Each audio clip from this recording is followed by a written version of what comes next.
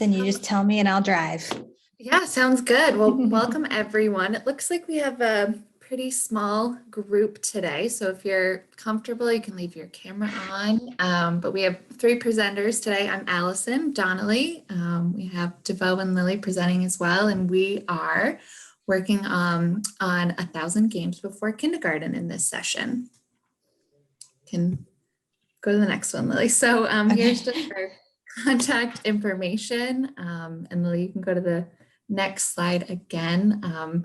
We really have been talking a little bit about our social media challenge. So if you are on any of those social platforms, jump in. You can tweet on any of those platforms and use the hashtag to join in the giveaway.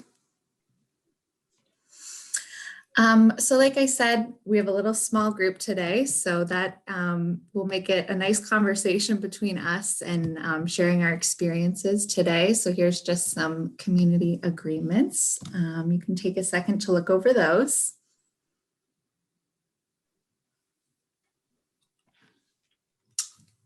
And on our next slide, we have just a little bit about our Zoom etiquette. So if at any point, just unmute, interrupt if you have an idea or a question, use the chat box and engage with us today in our 1,000 game session. So welcome. So a little bit about me. I'm a kindergarten teacher in Colchester. I have been for about 9 years. And Lilly and DeVeau, if either one of you want to introduce yourselves. Go ahead, DeVeau. Hi, my name is DeVeau Sleeper, and I am a math interventionist in Central Vermont at Woodstock Elementary School. I have been a classroom teacher for 10 years. I taught a lot of kindergarten, a lot of first grade, and a lot of second grade. And now this is my 6th year focusing on additive reasoning as an interventionist. Hi, everybody. I'm Lilly DePino, and I am a district math coach in Southern Vermont, and I work with students in pre-K through 8th grade. And before that, I was a classroom teacher for 20 years, mostly in kindergarten. So today's session, Lilly, if you want to just go to our next slide, we're going to follow our ALN lesson structure. We're going to start out with a launch, and then in our main lesson, we're really going to unpack the complexity of early numeracy and then think about how we can capitalize on those complex learning that kids are doing and how to extend things that seem really simple and natural into meaningful learning experiences. And then towards the end, we'll have some time for us to put some resources out to you. So whatever is really piquing your interest, you can dip into some of those resources. And then we'll wrap it up and have some closure on our learning today. So Lilly, take away that launch for us. All right, well, we're going to start with an image chat. And the question to get us going here, and you can either just chime in or you can pop something in the chat, is what could we count when looking at this picture?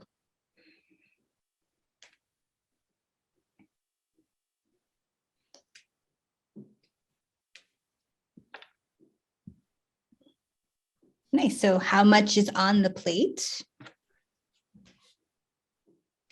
And we could certainly talk about all the things as one group, or there's different groups of things on the plate.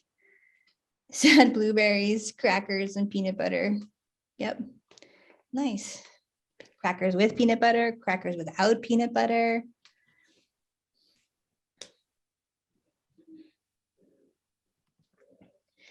Nice. Some of the other things that we came up with when we were talking about it is we could count how many circles we see. So that could be the plates, it could be the crackers, it could even be the little air holes in the crackers, the tops of the cherries. So, so many things to count and to notice in a snack. And that's sort of going to be a little bit of the theme today. Certainly we're going to talk about games, but the other piece of our work is talking about all the math that is just inherently around us all the time, and what we might notice and what we can help children notice, and mostly what we can listen to children noticing and seeing. All right. Should we go on to the next one, Allison? Yeah. Gosh, I'm missing my other screen. I know. Thank you for that. Yes, happy to do so. So we want to start off by talking a little bit about the origin story of the 1,000 Games Before Kindergarten project. So right now we're kind of in the midst of putting together a true kit that we hope we can package up and send out to our pre-K schools or our kindergarten schools and our community centers where families with young children gather, so they're able to play these games and engage with these math experiences. So we want to talk a little bit about where we're at in that process and some of the considerations we made when we were putting this together. And through that, we'll really be able to talk about what types of learning young students are doing and how we can partner with families to bring math up higher and into the forefront of some of the experiences that children have. So yeah, Lily, you can go on to the next one.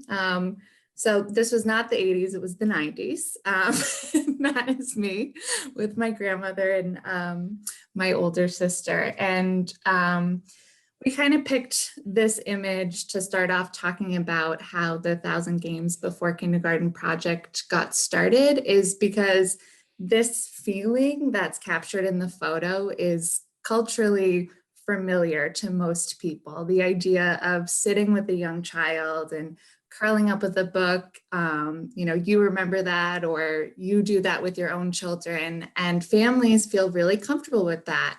And so we feel that young students are coming to kindergarten with a lot of literacy experiences, and families are comfortable talking and engaging in the process of how to teach children how to read and write.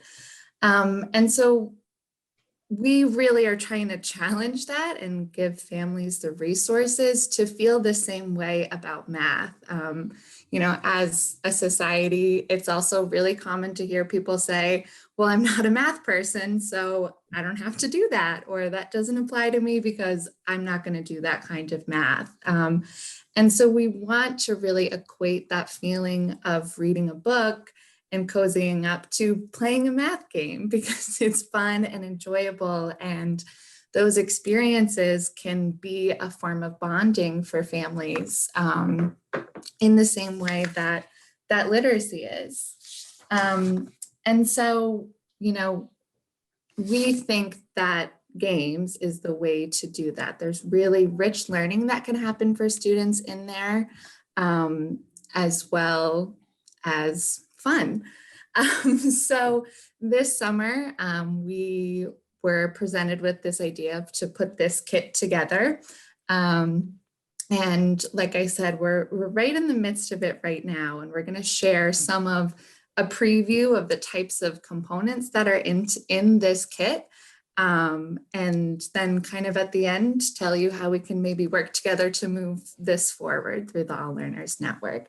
So the first part is to talk about that complexity of early numeracy and the components that are in those experiences that are going to be in the games in our kit.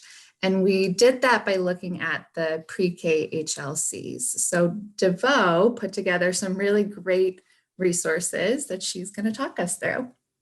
Thank you, Allison.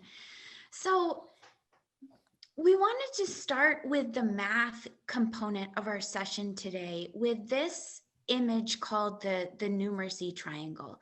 This is based on the work that Sandy Stanhope and Lori Silvis did.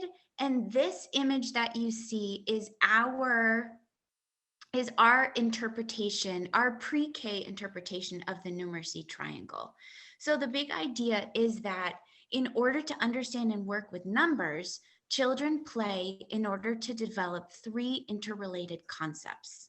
Each number represents a unique quantity, which you can see here with the gems, is represented with a numeric symbol. You can see little hand holding the symbol 4, and is also named with a word that can be spoken out loud.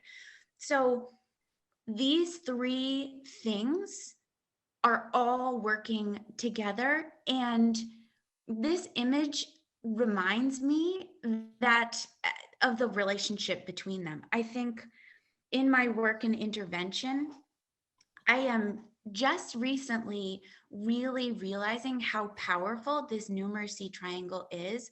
Often I have a kid and I realize when I look at this image that the kid understands quantities and understands oral number words, but it's the symbols that are so abstract and has no meaning for the child. Or I also think often at home, when I think of parents are more comfortable with number words and symbols, and they might not be matching those number words and symbols to quantities. So there's this balance, these 3 pieces that are really important. So on the next few slides, what we'll do, Lily's going to talk about what the pre-K high leverage concepts are. And then we're going to go into defining the pre-K high leverage concepts with these 3 ideas in mind: oral number words, quantities, and numerals. So Lily, I'll hand it over to you to talk about the HLCs. All right. So in thinking about what we wanted to put in this kit, we definitely kept the HLCs front and center and at the heart of every game, as well as looking at the Vermont Early Learning Standards. And so the pre-K HLCs are over here on the left, and specifically being really comfortable, students being really comfortable with number values and sequences within 10. So can they count those numbers? Can they count that quantity? Do they have cardinality? Do they get to the end of the count and know how many they have? Can they conserve, keep track of how many are in a group? And do they have the stable order when they're counting? And so that right there is pretty meaty and complex. And so we wanted to be able to unpack that for families, and then also make sure that all of those complex counting components were embedded in each of the games, or some part of that was embedded in each of the games that will be in the kit. And I think we want to say too that the HLCs are not everything that is important in any of these grade levels, but they are the ideas that are essential for success at the following grade. So in order for a student to be accessing kindergarten content on day 1, we want to make sure that they understand number values and sequences to 10, and that they have one-to-one correspondence. So I have looked at this document so many times, and I've read it a billion times, and I still sometimes have a hard time making sense of what all of this means. So Lily, if you'd mind going to the next slide, please. Not at all. Thank you. So in order to build our understanding of the pre-K HLCs, we've taken our idea of the numeracy triangle, number words, quantities, and symbols, and we've tried to illustrate the pre-K HLCs. So leading up to kindergarten, children are working on understanding number values and sequences to 10. This includes understanding the unique number name, symbol, and quantity of objects associated with numbers to 10. So in this picture here, you can see the number symbols at the bottom. The child has built the quantities with gems, and as he was building, he's saying 1, 2, 3, 4. This staircase pattern is one of the most interesting ways that I've been working with this year as an interventionist of making sure that I'm attending to all three components of early numeracy. I've got the symbols. You can build with different objects to show the quantity, and they are constantly talking and saying number words. Lily, you can go on to the next one, please. The other part of the pre-K HLC is that children are working on one-to-one correspondence. So this one doesn't necessarily involve number symbols.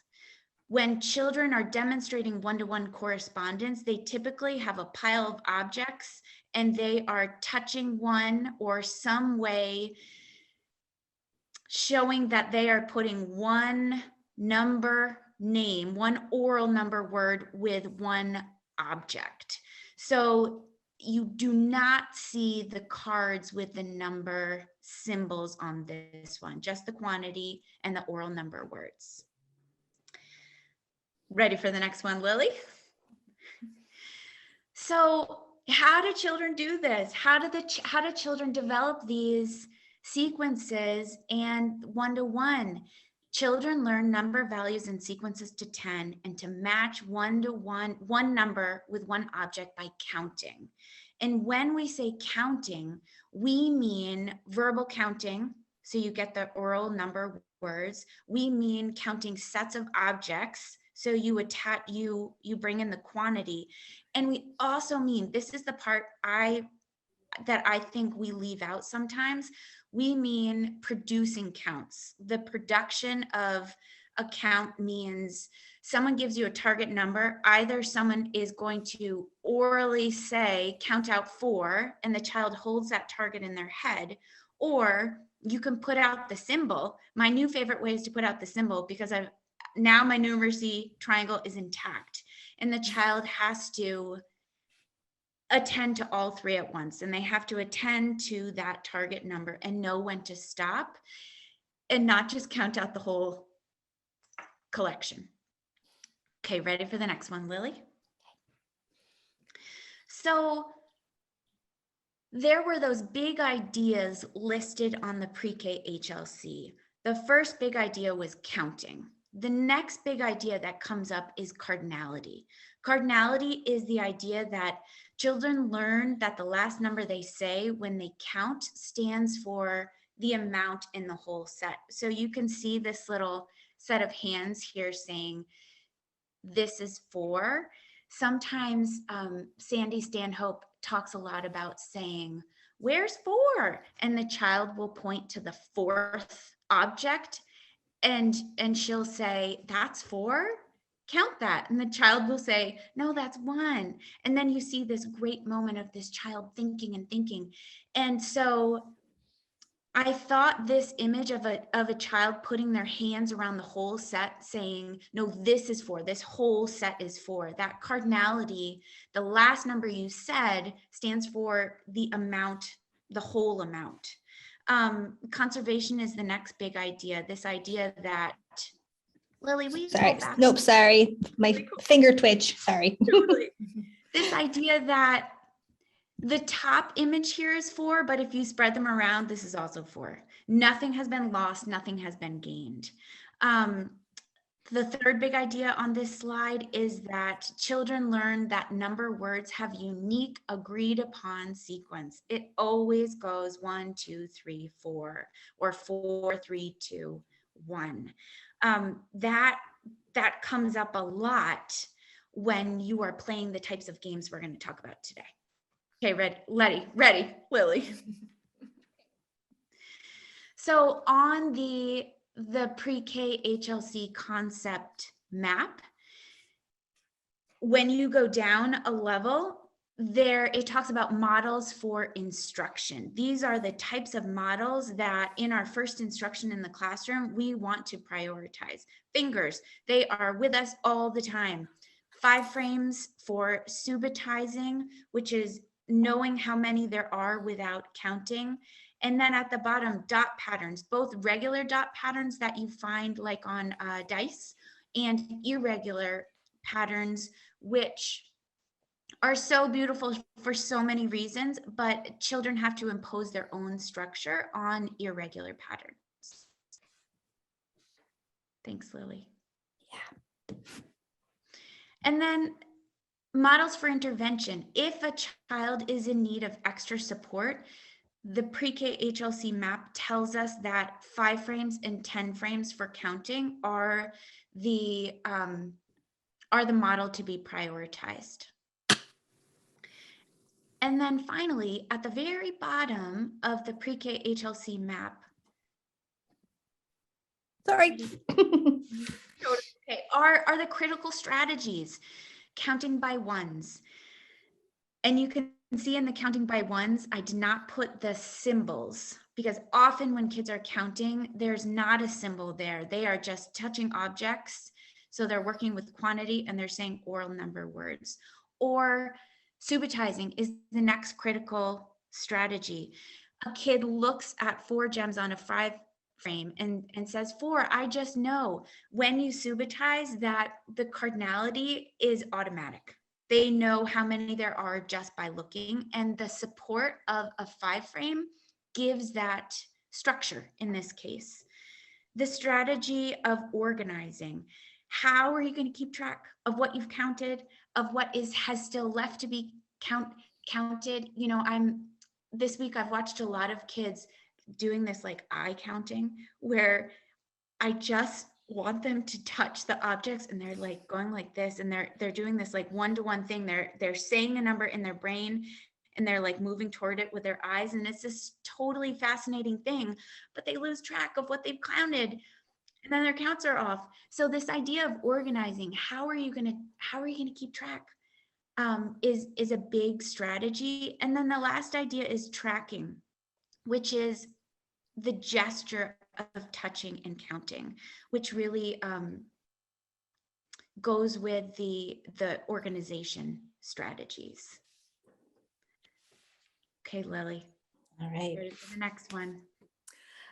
So now I'm so excited because we're going to take a look into a classroom of a group of kids playing one of our favorite games called I Build It, You Change It.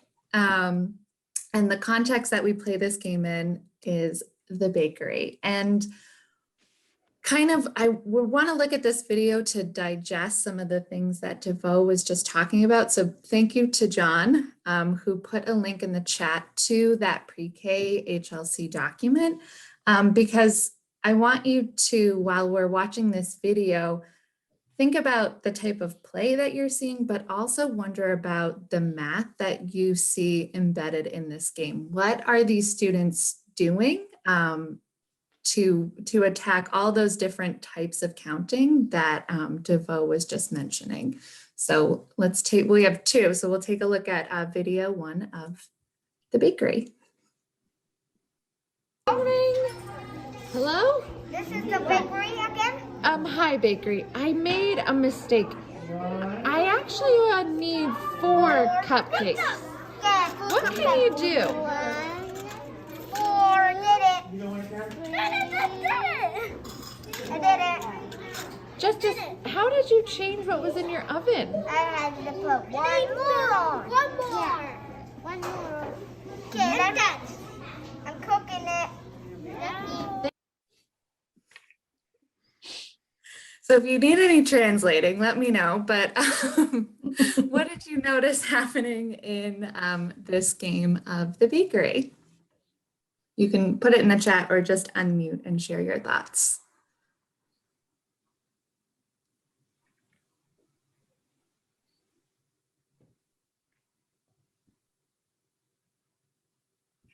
Do you want to watch it one more time? I know it's kind of a quick clip. Why don't you play it one more time, Lily? Okay. Morning. Hello? This is the bakery again? Hi bakery. I made a mistake. I actually need 4 cupcakes. Yeah. What can you do? 4, did it. I did it. Justice, how did you change what was in your oven? I had to put one more. One more. Yeah. One more. Okay, like that. I'm cooking it.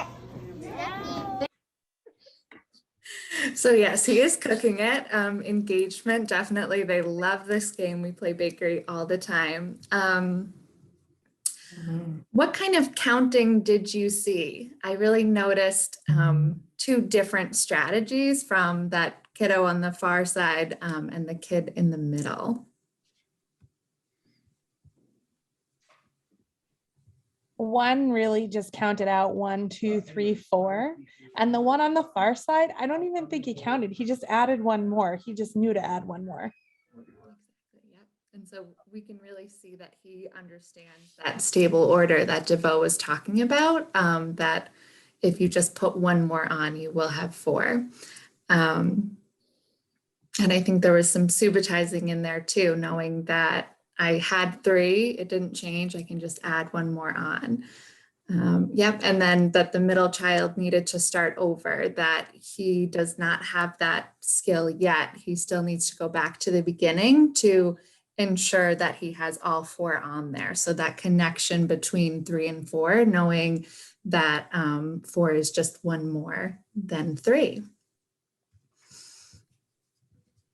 Right. Ready for the next one, Allison? Yeah, I was just going to say you can go to the next one. Whoop, whoop, whoop, sorry. Hello? Not me again. Um, The next one, I just wanted to keep in there because this one is just a group of kids playing it without me. So just notice the differences there between this second group and how the kids are playing it without me leading the conversation. Hello? Hi, is this the bakery? Yeah. Hi, I want 5 cupcakes, please. Okay. 1, 2,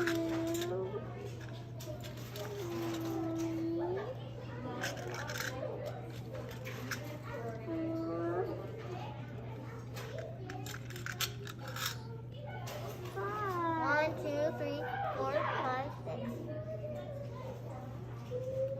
There's 5. Yeah. Ring, ring, ring, ring, ring, ring. Hello. Hi, I actually wanted 8 cupcakes.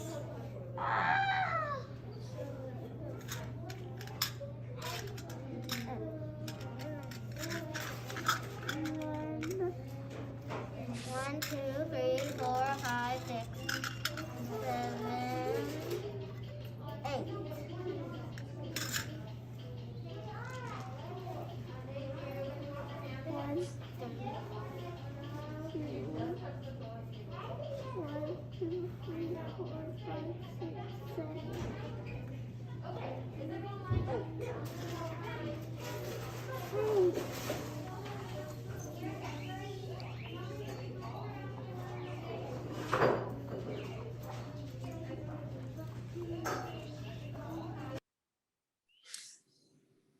So what did you notice happening in this group of children playing?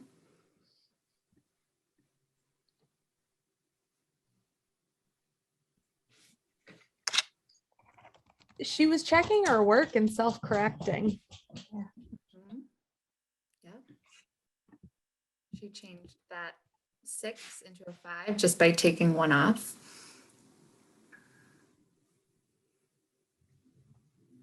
I love how she arranged her 5 so it looked like a dice pattern. Yes. Yeah, and John just put in the chat, one seemed to understand that 8 was a lot more than 5. She said, ooh, which I also love because then she dumps out a huge pile into her hands. And, you know, I give the 2 number cards to the customer with some intention. And so that difference of 3, you can see is still conceptually not solid for them, knowing how much more. And so that was her approximation of like, wow, 8 is going to be a lot more. Let me take out all the cupcakes in my bucket to see if I will get up to 8. Any other thoughts on this one? Okay, you can head over to the next slide, Lily. Oh, goodness. Sorry, y'all. There we go. So now we want to talk a little bit about the how. We just saw some young students and, they're engaged in this game, and we know that they are understanding numeracy through the symbols, through counting, through building, understanding the differences between numbers, how to make more and less. And so we want to talk a little bit about how we are setting up those experiences. So children are really uncovering the math that is in these types of games. So Lily can go over to the next slide, please. So this is from a day in August where Lily, DeVeau, and I sat down and we wanted to figure out, how do we take everything in our closets, what we know about how kids enjoy math, how they play math, all these different things that we do in our own classrooms, and how do we know what types of questions to ask students? How do we keep all of that information in our brains as a teacher of, am I looking for stable order? Am I looking for one-to-one correspondence in this game? Is this going to be the game that really shows me that my students understand their symbols? And our advice is to play the games yourselves. So we had our chart paper up, we had all of our games on the tables, and we were really playing the games as if we were our own students to think about what is happening for those kids in the games. What kind of numbers will work well for this problem? There are reasons why in my first group, I wanted to give them a 3 and a 4. I wanted to see if they knew who knew one more and who wasn't quite there yet. I wanted to see in that second group, who understands that a difference of 3, are any of my students there yet? Or is that something we're still working towards? Because then you can start to anticipate what is going to happen when you put it in front of kids. And that allows you to be more present and curious about what your students are doing, instead of concerned with, are we going to run out of materials? Do I have everything that I need? Making sure you really know the rules. So you can just be present as an observer and know exactly what you want to be lifting up, from that numeracy triangle or from your standards or from the HLCs. That's what we did. Was we went through, we played all the games in our kit, and we kind of vetted the games through simplicity of, do they have similar materials? So you don't need to have a big closet full of things to do.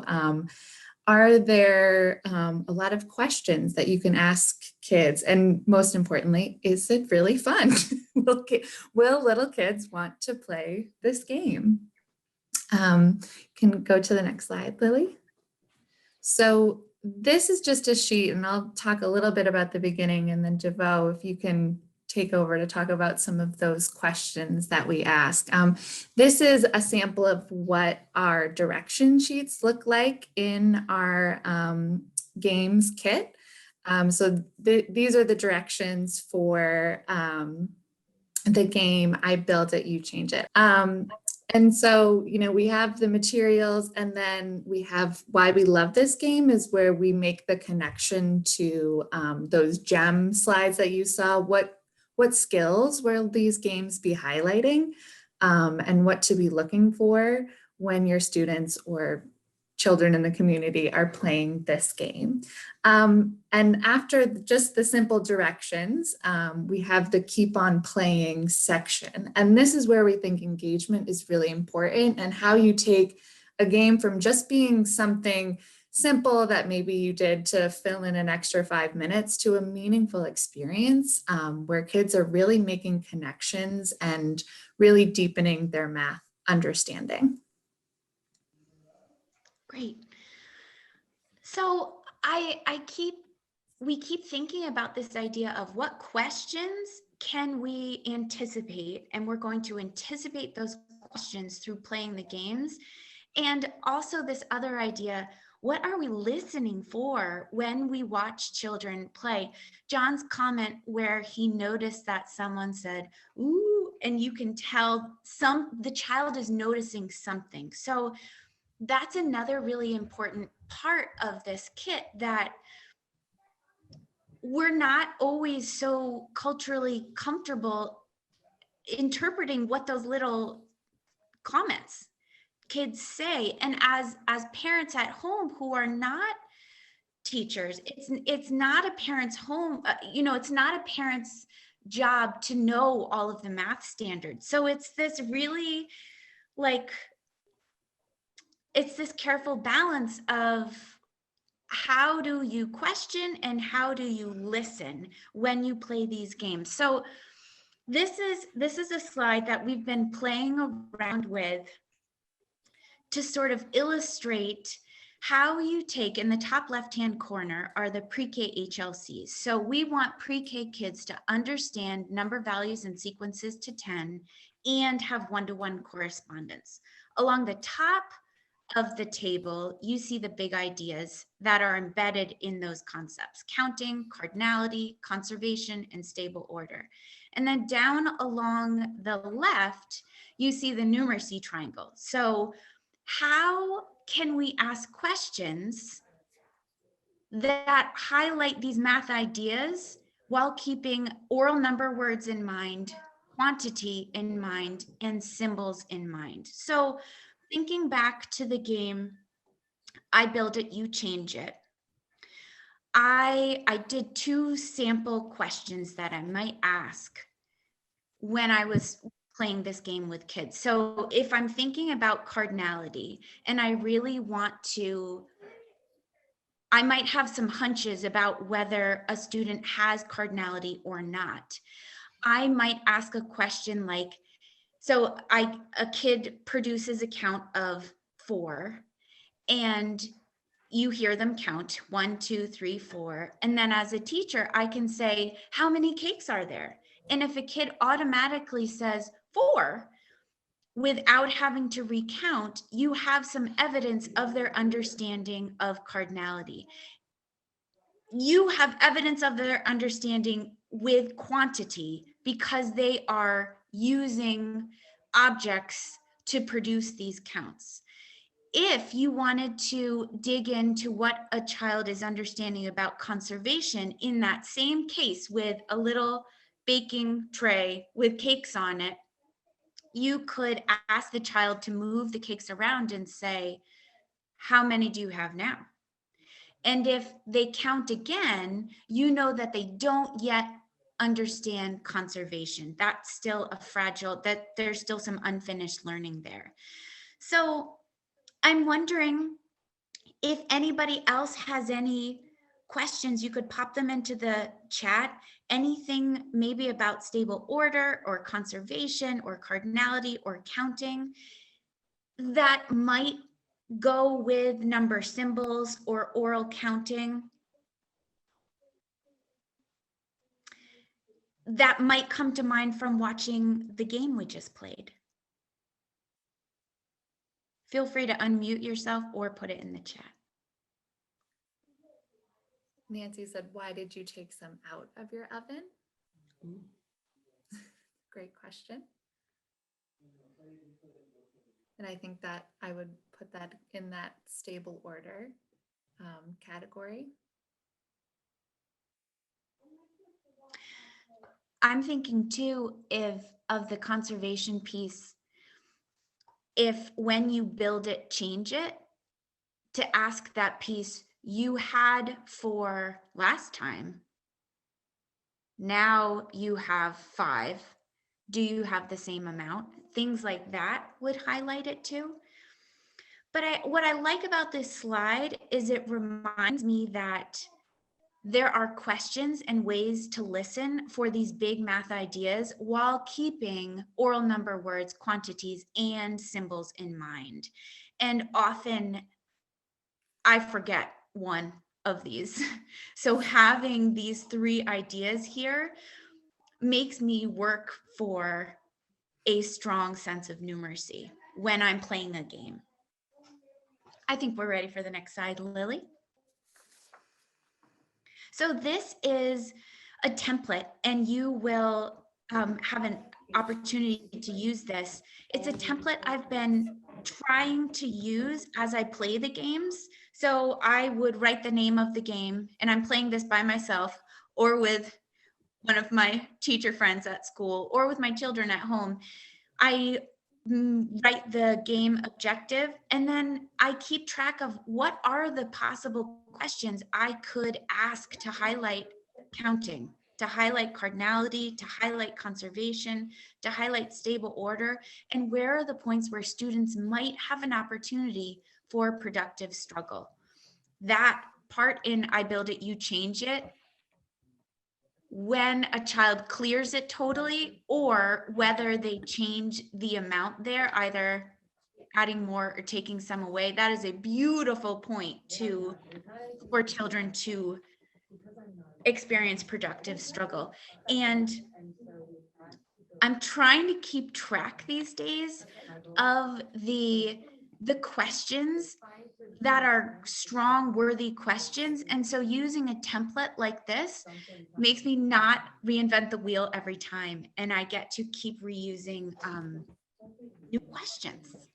I think we're ready for the next slide, Lily.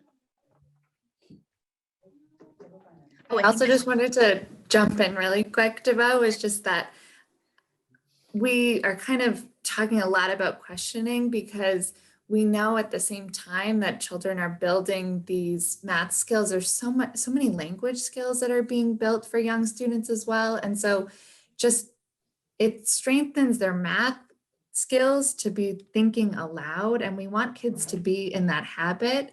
And it also allows something that's seemingly simple, just calling the bakery and changing 3 to 4, to have a lot of life to it. You know, we played that game over and over and over again in my classroom, and you know, keep asking those questions with them. You know, the next turn, that child who kept clearing his oven, I would ask him questions like, do you think there's a way you could do it without emptying your oven every time? I noticed Justice got his order filled really quick. What did he do that made that go so much faster? Right, good idea. We also thought of some questions. There are specific questions that go with the mathematical ideas. And then there are also just, it's really helpful to have a handful of good questions in your pocket that are just mathematical game questions. Will that always work? What patterns do you see? What do you hope you roll or flip next? And then this is the part where you're really listening to kids. Ooh, what did you notice? You know, kids get that face when they notice someone's about to, and you watch for it, and you that is the point where you ask them, what did you notice? What's about to happen? Or what do you notice when you see a kid, like the smile comes on their face when they do something really easily and it feels like sort of magic, and you highlight it and you say, oh, you know that one. Oh, it's really helpful to know 1 more than 3 is 4, or 1 less than 3 is 2. So really anticipating the questions and watching their responses. Ready for the next one. All right. So, and the other, we're still loading, sorry. The other thing that we thought a lot about was how to take a game that was really familiar and just add layers of complexity. And so one of the ways that you can do that is by changing the dice that you're using. You can also change the kinds of cards that you're using. Apologies, I'm not sure why those images aren't loading. You know, give so that there's the familiar structure of the game stays, but there's something to grow on because you're changing the tool that you're using to play the game, perhaps. All right. And then, yeah, so these were just some things that I was just talking about, thinking about ways to keep the game, the integrity of the game intact, but just slightly change it to add a new layer of challenge or interest. Oh man, The other thing that we kept coming back to when we were thinking about these games was all the math that's just inherently around us all the time, much like that first picture that we looked at in the launch. The math that comes up at snack time. There's always so much counting and math conversation at snack time. How many more? How many do you have left now? Can I get more? And so we were thinking that it would be really nice for families in particular to have like a little pack of cards that you could have with you in the car or in your bag. You're sitting at the doctor's office and you're waiting and waiting and waiting. Like, what are some math questions or math games or math stories that that you can engage in conversation about? And so we created some different versions of these cards, and we're going to let you have a look at those in just a few minutes. To get a sense of what we came up with. And by all means, if you have ideas and suggestions for other ideas to talk about, we are open to that. And then the other piece that we were thinking about that we really wanted to make sure in our guide was that we shared some information. Actually, I'm just going to go back in here for a second.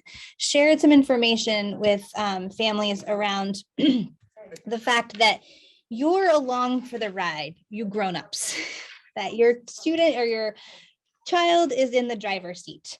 So they're the ones deciding maybe what the game is or how many times you might play or even when the game is over. And your job is to notice things out the window, ask them questions. Did you see this? And if they did, great, you can have a conversation about it. And if they didn't, that's okay too. Perhaps they'll notice something that you're noticing on the next trip.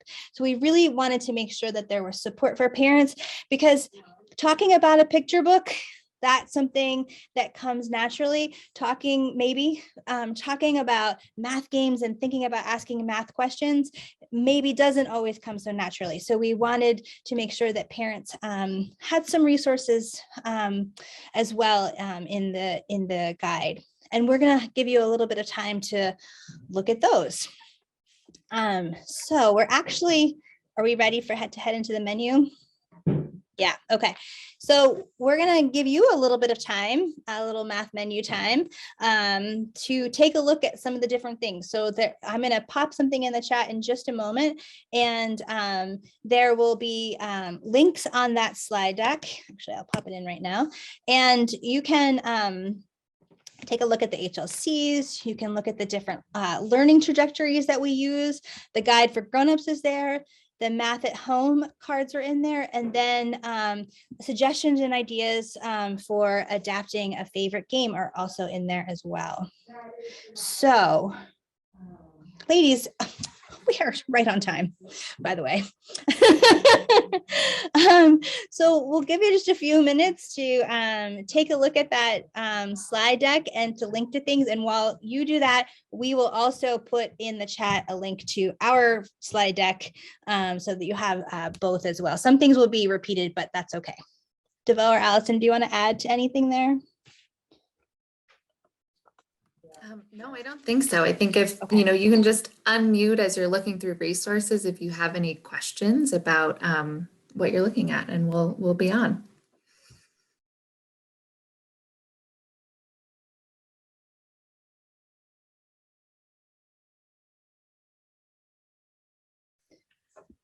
Amy, did you have any thoughts or anything that you were checking out during our menu time? Sorry, I have to look around to make sure, see where my barking dogs are. I really like the questions. I am not preschool, kindergarten is not where I usually spend my time. So I've picked up a group of kiddos that are much younger. So thinking ahead about questions, I think is very helpful for me, because I don't think it's a natural response. And I think I can imagine getting caught up in playing the games and not, keeping focused on the questions. So I like the questions, like looking at the kind of standards or the kind of high level concepts, and then thinking about a high leverage concepts, and then thinking about like what kind of questions do you ask to get at that. I like that that template.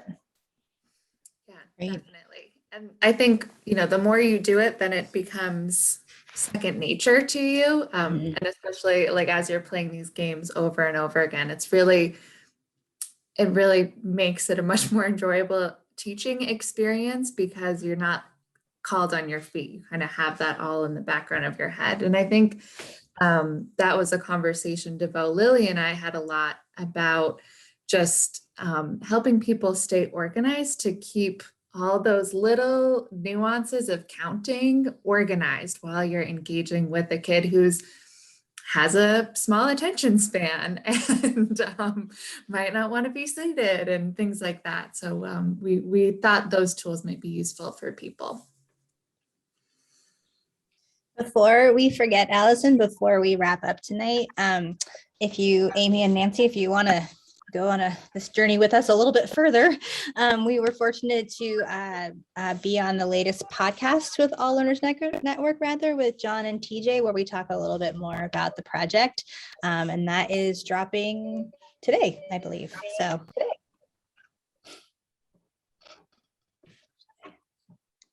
Great. Is there anything from tonight's session that you think you might be able to take back to your classroom tomorrow? I just think the reminder of the questions and the importance of the questions. And I'm thinking I want that little chart from DeVeau up in my room to just remind me of the different areas so that I'm covering. The questions I've been trying to ask better questions and more questions and then stop and listen. And it's so fun. I agree completely. Nancy, you asked great questions, by the way. Thank you. I think the questions bring us back to that picture of Allison and her grandmother and her sister reading a book. The questions are intended to be fun and playful and allow us to bond over math and numbers and counting. and build up, and also the idea that math isn't just something that we do with a piece of paper and a pencil, that it isn't just calculation, it's just everywhere all the time. It's happening to us all the time.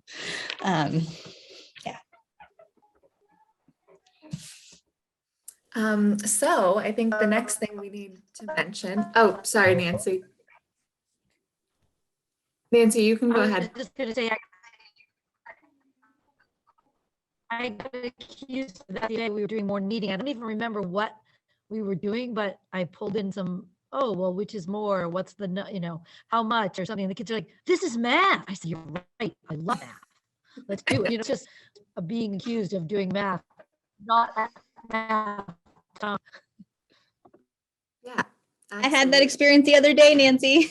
First graders were like, it's math. We're doing math. And it wasn't really math time. And I was like, yeah. Absolutely. So Nancy and Amy, the next thing we want to plug a little bit tonight is our Gofundme, because our project is still in its building stages.